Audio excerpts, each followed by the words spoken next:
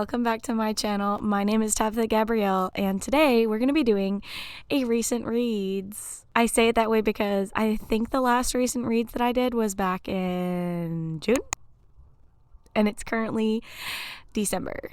Without further ado, let's get started. As a random side note, my family is inside watching a movie right now, and I'm sitting outside on the porch, so if you hear any weird sounds, it's probably from the TV, which is literally on the opposite side of that wall right there. So anyway, let's get started.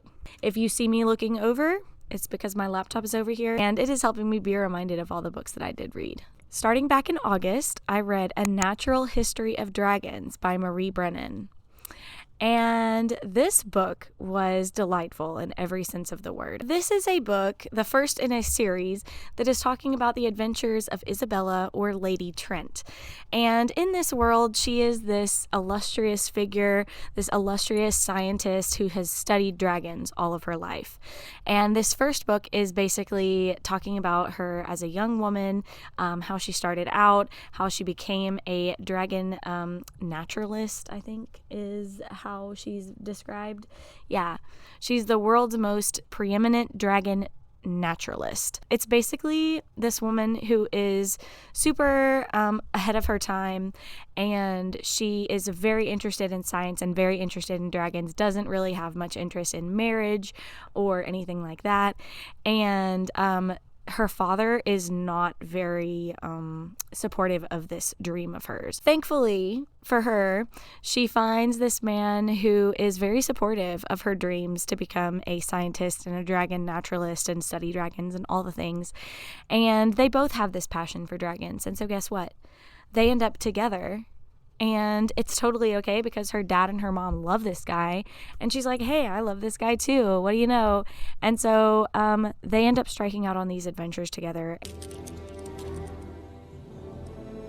Alan, this species of Variformin's been extinct since the Cretaceous period. I mean, this thing isn't one of this thing. What?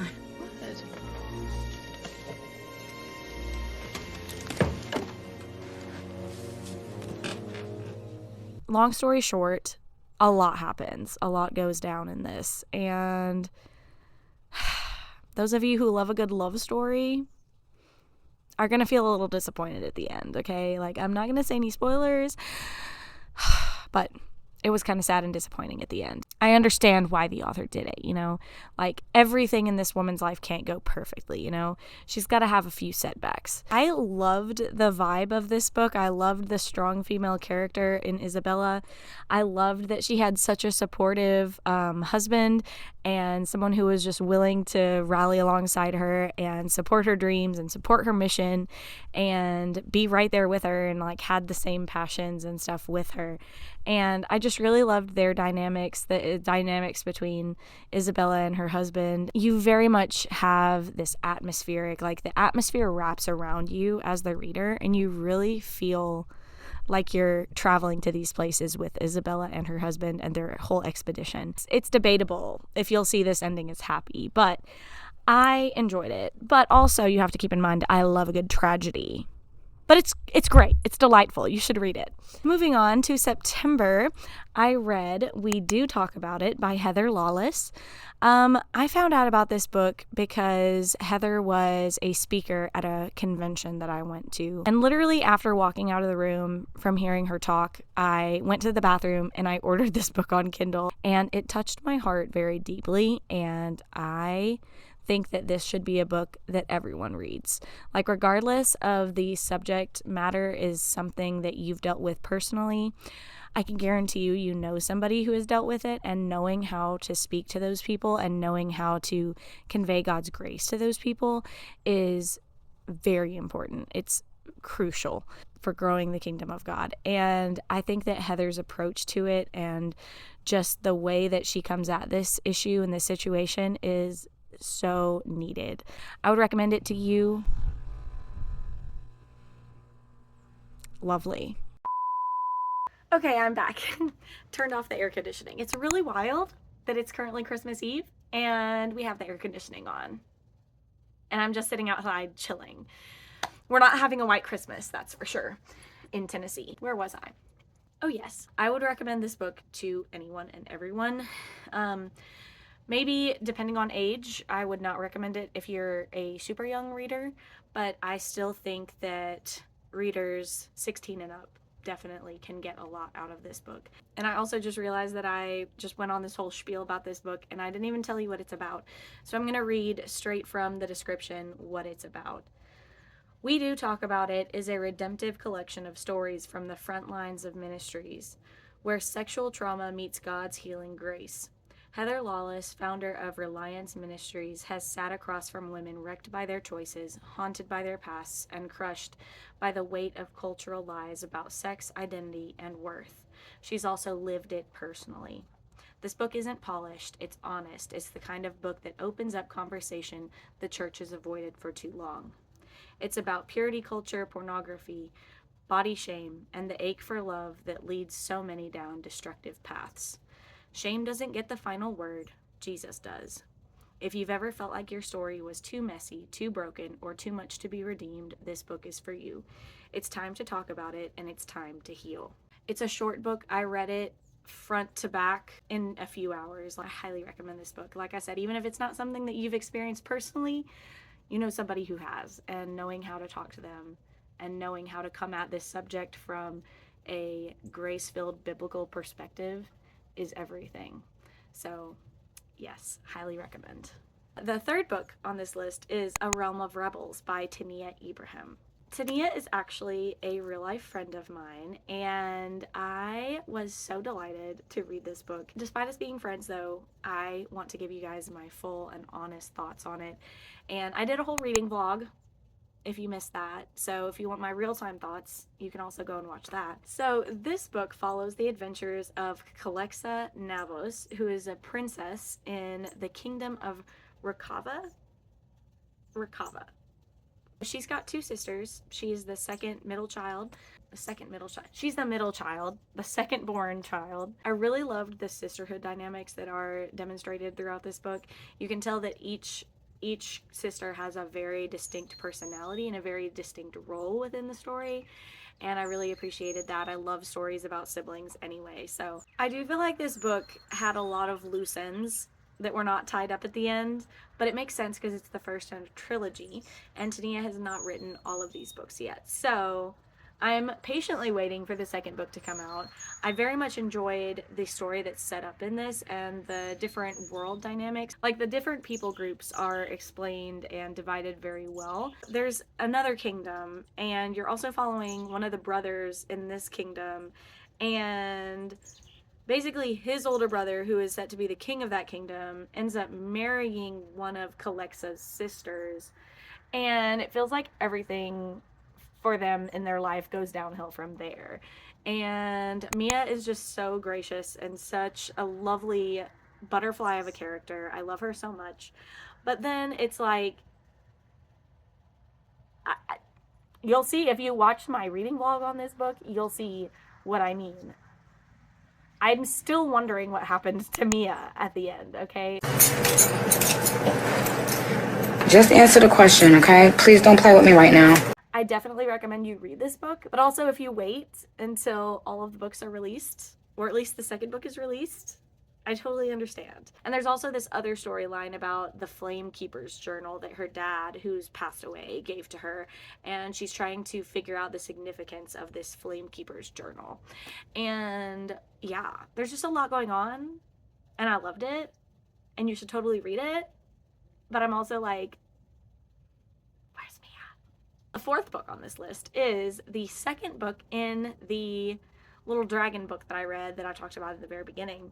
And this book is called The Tropic of Serpents by Brennan. And this is the continuing adventure saga of Lady Trent, or Isabella, as she continues her work in the science field after the situation that happens at the end of the first book.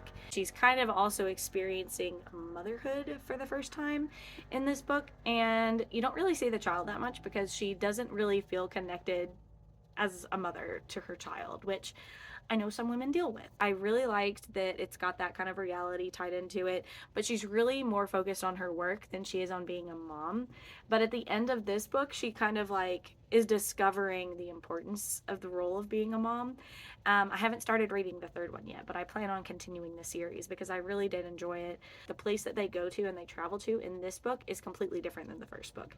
And this is a very much giving like the tropical rainforest kind of vibe with different tribes of people and the, you know, different dynamics between the tribes that she's visiting, the dynamics of her having to like, you know, be culturally considerate of them and their different cultures and customs and things. So learning about that and learning about that side of things, seeing the new breed of dragons that's brought out in this book is really cool. I feel like I can't say too much about what's going on just because it is the second book. Like the middle part of the book was kind of slow and I was like, is this gonna be like 2 stars at one point? But then it picked back up and I listened to the audiobook of it and it was really, really good. Like it picked it back up for me. So I think I ended up reading this book 4 stars. And like I said, I do plan on continuing into the third book as well. Also, I feel like I didn't really emphasize this with this series when I was talking about the first book, but this world, it's got different names than our world, but it's very, very similar to like the Victorian era or like the Edwardian era, you know, and so like that's what the societal expectations are for women. And so that's why it was so hard for her in the beginning until she met her husband. It was so hard for her to get on her feet in the world of science, because as a woman in that time, it would have been really hard to pursue that as your dream and as your career. So I really love that it's got that Edwardian kind of Victorian vibe. Like that is the world that she's in. But then she's also traveling to all these exotic places to do all of her studies and stuff. And so, yeah, I just thought it was really cool. Anyway, it's a very unique book. Like, it's a very unique series. I haven't read any other book like this before. So, yeah, did enjoy it. In October, I read Falling Like Leaves by Misty Wilson. And this was a sweet little YA book that I read pretty quickly. It sold me because I've gotten really into Gilmore Girls this year. And it sold me because, like, in the blurb for it, it's like, Gilmore Girls meets Jenny Han in this rom-com. And I was like, oh, sign me up. Sign me up right now. So our main character is Ellis, and she is from Manhattan. And her mom is from this small town called Bramble Falls, and her dad is like this Manhattan tycoon dude who's only focused on his career and does not care about his family at all. Needless to say, her parents are experiencing a separation. They're going their separate ways in life. They're having a divorce, and she's in her senior year of high school, and so this is very uprooting for her. Her mom decides to go back home, to go back to her little small town home that she came from in Bramble Falls, and she's like, hey Ellis, I think you should come with me. And Ellis is very driven. She's following in her dad's footsteps, and so she has these big dreams. She's very career driven, which, you know, that's great. You know, I just got done ranting about how much I loved the book about Lady Trent. But there's some situations where you can take it too far, you know? And so her dad, the dad character in this book, has obviously taken it too far because that's all he cares about. He doesn't care about his family, and he doesn't experience any character development otherwise. And so that's the example that she's seeing for a successful business person, and so that's the path that she's taking. And her mom is seeing this, and she's like, oh no. We can't be having this. We can't be having this. So she's like, hey, Alice, you want to come back to my town with me? And, like, you know, you can experience life in the small town school, and, you know, it'll be so charming. It'll be so fun. And Alice is like, ew, no, thank you. And her mom's like, yeah, well, you're coming with me anyway because you're not going to stay here in the apartment by yourself, and your dad's never here. So you're going to come with me anyway. So she's like, dang it, Mom, I don't want to go. And so they end up in the Bramble Falls, and Ellis has decided she's going to try and make the best of it. She's just going to get through this. She's going to finish out her senior year at this rinky-dink little small-town high school, and she's going to move on with her life. Yeah, well, that doesn't happen, because in the few months that she lives in Bramble Falls, she ends up meeting this whole cast of other characters at her high school, and some of them are charming, some of them are not so charming. And also, she ends up meeting Cooper Barnett, who works at the local cat cafe, because of course he does. And yeah, they don't hit it off at first, but they end up liking each other.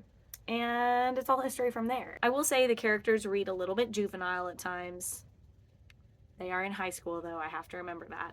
So when they're acting a little bit juvenile, I'm like, hey, this is on brand. This is on character for them, you know? But if that bugs you or if that annoys you, be aware of that. You might not like it. So basically, Ellis learns the importance of following your dreams and keeping up with your dreams, but also the importance of relationship and having connection with other people, which is a kind of simple premise, but also, you know, a needed premise. So a needed thing for one to learn in life.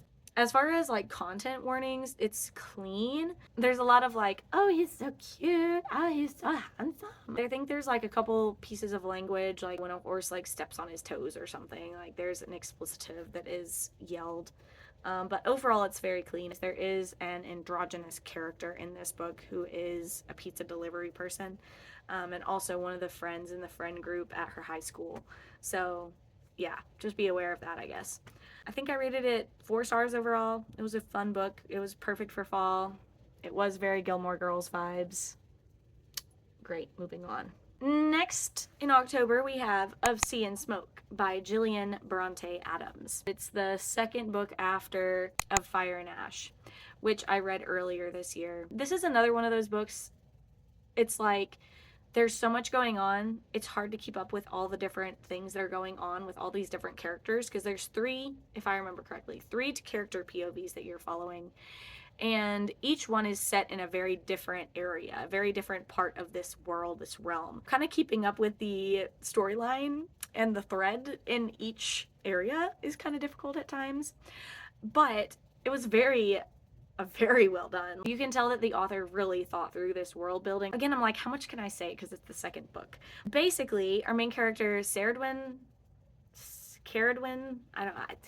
I've heard different people say it differently, and I don't know how to say it, so I'm just gonna, Ceridwen is how I've been saying it. So yeah, so we're following Ceridwen, we're following Rafi, and we're following Jakim, which I'm impressed that I remembered all 3 of those names. That has to mean something about this book's quality, because I remembered all 3 of those characters' names, and guess what? For every other book that I've been mentioning, I've had to like go back and look. What was their name? I don't know. Let me check. There's a lot going on. Basically, in this world, there's magical horses that have different powers. Like, what more do you need to know? Honestly, it's a great series. The second book, there's a lot going on, and sometimes it lost me. And the middle part of the book, I was slogging. Is that a word? Slogging. I think that's the word I'm looking for.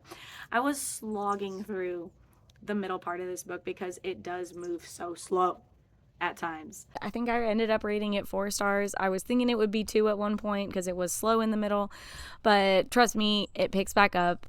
It's worth it. Just slog through what you need to slog through, and the story will pick up at the end. So 4 stars, great series. I look forward to reading the 3rd one, which is coming out very soon, just in a few weeks. So excited about that. The next book that I'm going to be talking about, I also read in October, because October was a great reading month for me, and that is Caraval by Stephanie Garber. I was told by numerous people that I had to read the Caraval trilogy before I read the Once Upon a Broken Heart trilogy, which I've always thought Once Upon a Broken Heart sounded more promising than the Caraval series. I listened to the audiobook for this, and I was making my sister's birthday cake while listening to this audiobook, and I think that the final design for that cake ended up being heavily inspired by the vibes that I was getting from this book. It's very Alice in Wonderland, very whimsical fantasy. It's one of those books where you're reading it and you don't quite know what's happening or why any of it is relevant until you do. And I don't know how else to explain it other than that. And if you are not a fan of whimsical fantasy, you probably will not like this book, because it very much has an Alice in Wonderland meets a kind of creepy carnival vibe to it. There's these 2 sisters, which again, love sister dynamics in books. There's see, I'm like, what are their names? So Scarlett and Donatella are the 2 sisters. And I liked Scarlett as a character. There were times when she, again, felt very juvenile to me, but I think she's 16 or 17 in this book, something like that. And so, again, it makes sense that she would be kind of juvenile at times. It's on character, on brand for her. But basically, they have this terrible home life, and there's this traveling carnival called Caraval, and the carnival master is this guy named Legend, who nobody really knows what he looks like, nobody really knows who he is, but he's like this mastermind behind this whole Caraval thing. For years, Scarlett has been writing letters to Legend, trying to get an invitation to come to Caraval, because you can't come unless you have a specific invitation for it. And so I think on her 16th birthday, 17th birthday, I don't know, something like that, some kind of birthday, she finally gets a letter. But also at this point, she's engaged, and her sister, I don't know, there's some kind of drama going on with Donatella, but there's always drama going on with Donatella. We'll get into that later, because get this girl some help. Stop it. Get some help. But also, yeah, I rated this book, the first one, only the first one, okay, let me clarify. Only the first Caraval book gets 5 stars from me. We'll get into the other 2 later on. But Caraval, as a standalone, 5 stars. I haven't had a book make me feel that strongly in a long time. And I really had strong feelings about this book, and I really enjoyed it.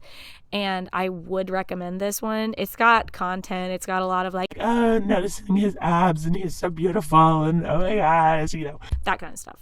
It's got a lot of that. But again, I feel like that feeds into the juvenile thing. I would rate this book 5 stars just for the world. The world that this takes place in is really intriguing to me, and I loved the way that the author did that. I would definitely say I rated it 5 stars because of the world building over the characters. And yeah, so 5 stars for that one. That's all I really am going to say about that one. Here's a picture of the cake I made that I feel like kind of was inspired by this world, so that's fun. On the heels. Oh, wait, this is November. Well, guess what, you guys? I guess you're going to have to wait until the next Recent Reads video to find out my slightly more negative thoughts on book 2 and 3 in this series. So we're going to start the next video by talking about those 2 and then finishing off with the other things that I've read this year. I hope you're looking forward to hearing my scathing thoughts on the next 2 books in this series. And yeah. My hair is hairy today. I am really happy with my hair today, okay? My natural hair never looks like this and never looks this good. So, it's a Christmas miracle. I wish you an amazing rest of your morning, afternoon, evening, or whatever other time of day you're watching this today.